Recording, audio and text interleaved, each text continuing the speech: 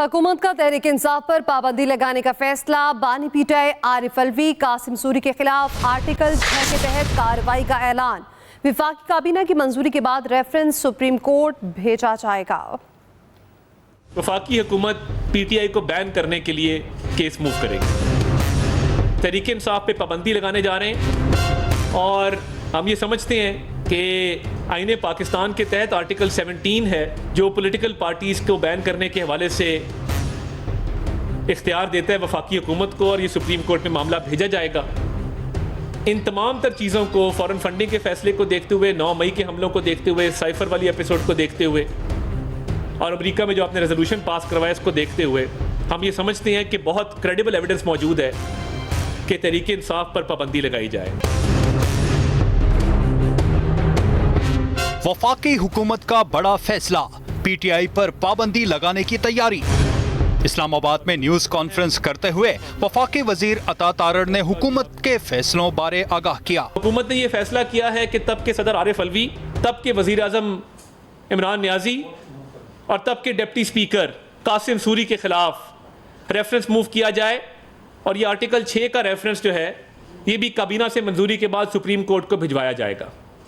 और हम ये समझते हैं कि ये तारीख की सिमत जो है उसका दुरुस्त तयन होना चाहिए, और तारीख का दुरुस्त होना बहुत ज़रूरी है कि कल को जिसका दिल चाहेगा वो फॉरेन फंडिंग भी लेगा, जिसका दिल चाहेगा असेंबली भी तोड़ेगा, जिसका दिल चाहेगा वो दहशत गर्दों से भी मिलाप करेगा। वफाकी वजीर का कहना था बानी पीटीआई ने इंतशार और तशद्दुद की सियासत को फरोग दिया। दहशत गर्दों को वापस लाकर बसा रहे हैं, फौज पर हमला कर रहे हैं, फॉरेन फंडिंग ले रहे हैं, IMF को कह रहे हैं पाकिस्तान की मदद ना की जाए, और बैरून मुल्क पाकिस्तान के खिलाफ रेजोल्यूशन पास करवा रहे हैं।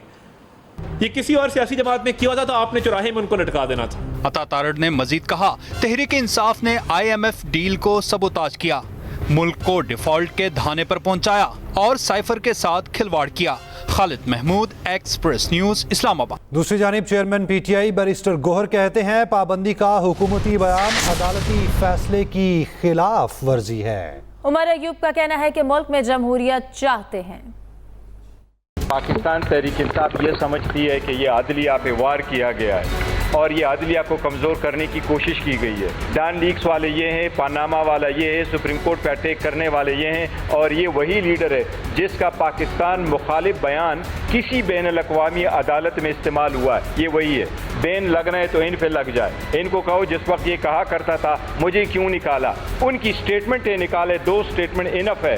आज भी नवाज शरीफ इक्विटेड नहीं है, उनकी अपीलें विड्रॉ हो गई थी, तो इन पे बैन लगने चाहिए। इस वक्त या कोई पार्टी नेशनल सिक्योरिटी थ्रेट है तो वो मुस्लिम लीग नून है, क्योंकि ये लोग कॉम्प्रोमाइज हैं, इनके असासे बाहर। ये वो सिविल डिक्टेटर्स हैं जो कि जज भी खुद बनना चाहते हैं, जूरी भी खुद बनना चाहते हैं, एग्जीक्यूशनर भी खुद बनना चाहते हैं। ये वो सियासी जमात है जो कि सियासत का लिबादा तोड़े हुए है, लेकिन ये बुनियादी तौर पे डिक्टेटर हैं और क्रिमिनल्स हैं। पाकिस्तान तहरीक इंसाफ को बैन करने का, उस पर पाबंदी लगाने का ये बच्चों का खेल नहीं है। असद कैसर कहते हैं अपने इख्तियारात के तहत ये जहां जाना चाहें जाएं, हम हर फोरम पर मुकाबला करेंगे। तहरीक इंसाफ के सेनेटर अली जफर बोले, पीटीआई पर पाबंदी लगाने का फैसला करने वाले किसी और दुनिया में रहते हैं। पाकिस्तान तहरीक इंसाफ पर पाबंदी लगाने का फैसला, हुकूमत के ऐलान के बाद पीटीआई भी फ्रंट फुट पर आ गई। सेनेटर अली जफर का कहना है कि कानून किसी पार्टी पर पाबंदी लगाने की इजाज़त नहीं देता। पीटीआई पर पाबंदी लगाने का फैसला करने वाले किसी और दुनिया में रहते हैं। जमातों पर पाबंदी के फैसले हमेशा आमिरों ने किए, किसी जमहूरी हुकूमत ने ऐसा नहीं किया। पाबंदी सिर्फ अदालत की इजाज़त से लग सकती है। साबिक स्पीकर कौमी असम्बली असद कैसर ने भी हुकूमत को शदीद तनकीद का निशाना बनाया। कौन सा ऐसा हरबा है जो इन्होंने इस्तेमाल नहीं किया? इन्होंने हमें दहशतगर्द डिक्लेयर किया, इन्होंने हमें anti Pakistan anti state declare किया, इन्होंने हमें जो है ना एक ऐसा तस्वर पेश किया पब्लिक में। 8 फरवरी को उसका वो सारा बयानिया ख़त्म हो गया, वो हमने ख़त्म कर दिया। आपके पास जो हथियार है इस्तेमाल करो, हमने आपकी किसी हमारा हर फोरम पे आपका मुकाबला करेंगे। उधर वज़ीर आला खैबर पख्तूनख्वा अली अमीन गंडापुर ने कहा है कि मैंडेट चोरों की हुकूमत हवास बाख्ता हो गई है। क्या फॉर्म 47 वाली हुकूमत पीटीआई पर पाबंदी का फैसला करेगी? मकबूल तरीन जमात पर पाबंदी लगाना ख्वाहिश से ज्यादा कुछ नहीं। हुक्मरान बानी पीटीआई का किसी सूरत मुकाबला नहीं कर सकते। पीपल्स पार्टी रहनुमाओं की पीटीआई पर पाबंदी की मुखालफत। रजा रब्बानी कहते हैं कि सियासी जमात पर पाबंदी जमहूरी उसूलों के खिलाफ है। ऐसे इकदाम से सियासी अफरा तफरी बढ़ेगी, मईशत तबाह हो जाएगी। फरहतुल्लाह बाबर का कहना है कि सियासी जमात पर पाबंदी और गद्दारी के मुकदमे की बात फजूल है। सदर नून लीग नवाज शरीफ और वज़ीर आज़म शहबाज शरीफ की मरी में अहम मुलाकात, सियासी सूरत हाल और सुप्रीम कोर्ट के फैसले पर मुशावरत की गई।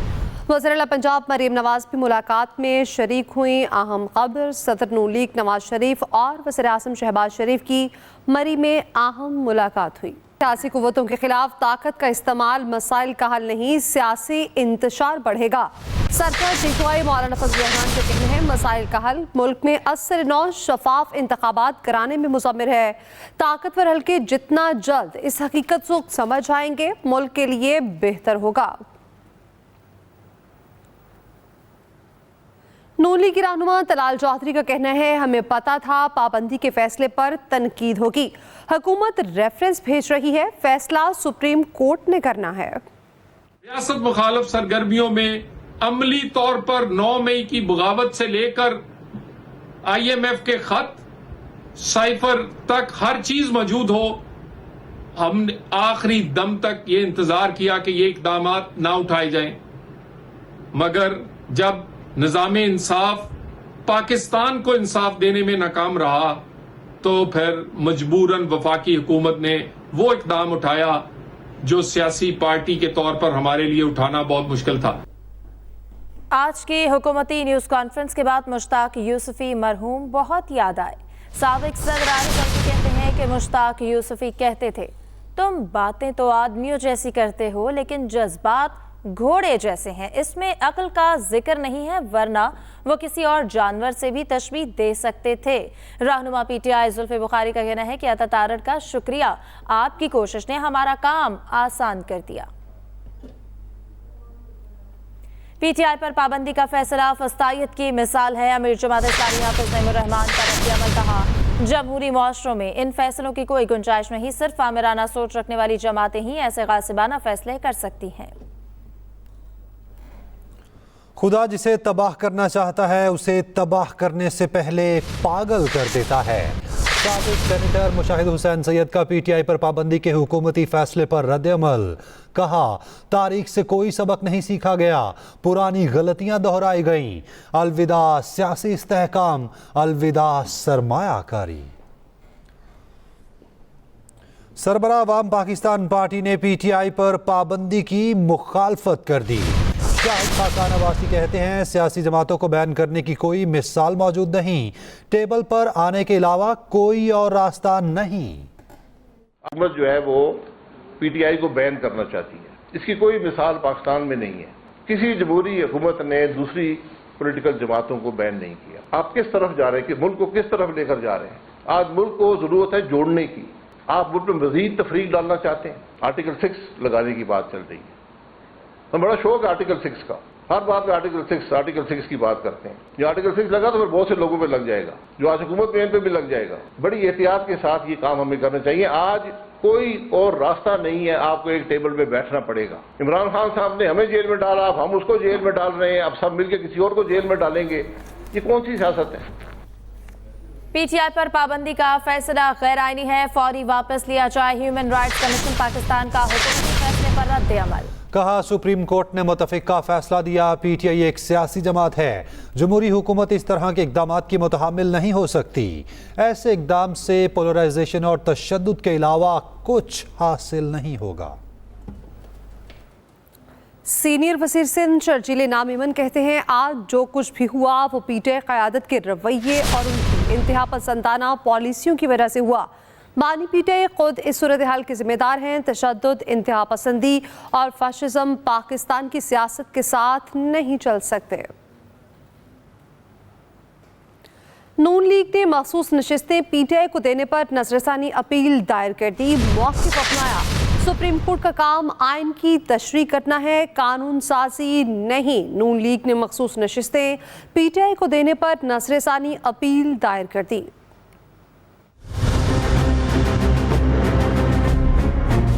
मखसूस नशिस्तें PTI को देने का मामला।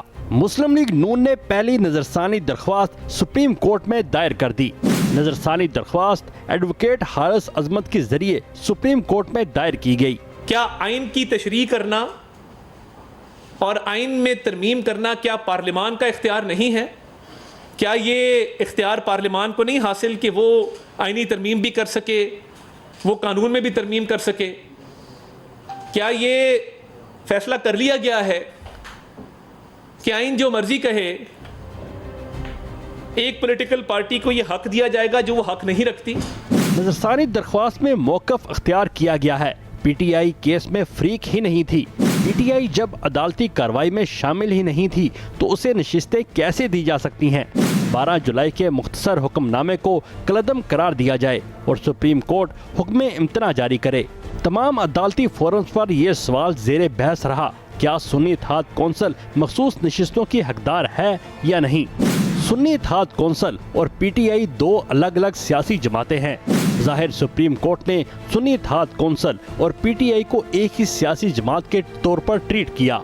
नजरसानी में मजीद कहा गया है, सुप्रीम कोर्ट ने उम्मीदवारों को सियासी जमात में शमूलियत के लिए 15 रोज का वक्त देकर मुनफरिद काम किया। आर्टिकल 51 की झैली शिक 6D और E में उम्मीदवारों को 3 दिन के अंदर सियासी जमात में शमूलियत करना होती है।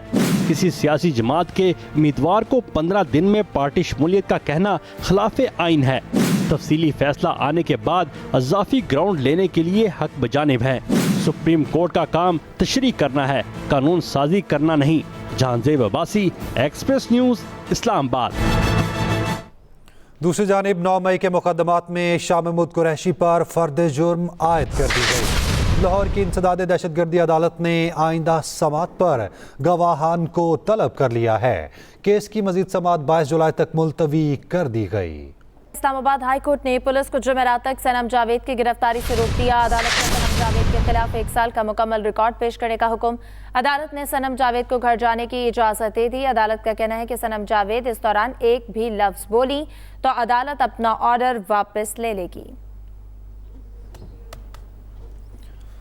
खबर है खेल के मैदान से। चेयरमैन PCB ने क्रिकेट की बेहतरी के लिए अहम फैसलों की मंजूरी दे दी। हर खिलाड़ी का हर 3 माह बाद फिटनेस टेस्ट लाजमी करार।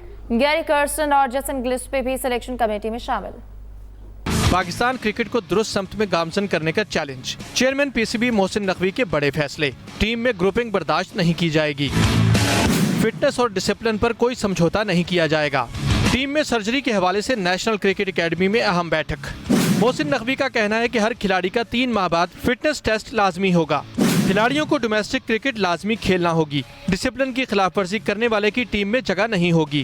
कोचेस गैरी क्रिस्टन और जेसन गिलस्पी को हर मामले में मुकम्मल इख्तियार भी दे दिया गया। बोर्ड सरबराह ने फिलहाल सेंट्रल कॉन्ट्रैक्ट की रकम कम ना करने का फैसला किया है। कॉन्ट्रैक्ट का खिलाड़ियों की परफॉर्मेंस और फिटनेस पर हर बरस जायजा लिया जाएगा। लीग्स खेलने के लिए NOC के इजरा का टेक्निकल तरीकाकार तय किया जाएगा, जिस पर पूरा उतरने वाले खिलाड़ियों को NOCs जारी किए जाएंगे। चेयरमैन PCB मोहसिन नकवी ने हाई परफॉर्मेंस सेंटर्स की अपग्रेडेशन और कोचिंग का मेयार बेहतर बनाने की भी हिदायत दी। नए टैलेंट पर सरमायाकारी करने का भी फैसला किया गया है। Women cricket, school cricket, pitches के मेयार पर ज्यादा फोकस रखा जाएगा। पेट्रोल की कीमत में 7 रुपए 67 पैसे फी लीटर इजाफे का इम्कान। हाई स्पीड डीजल फी लीटर 3 रुपए 72 पैसे महंगा होना मुतवक्के। लेवी बढ़ाने की समरी तैयार, हतमी मंजूरी वज़ीर आज़म देंगे। अब तक के लिए इतना ही। बाखबर रहने के लिए विजिट कीजिए express.pk। आप हमें फेसबुक और एक्स पर फॉलो कर सकते हैं। तो बाखबर रहिए और देखते रहिए एक्सप्रेस न्यूज़।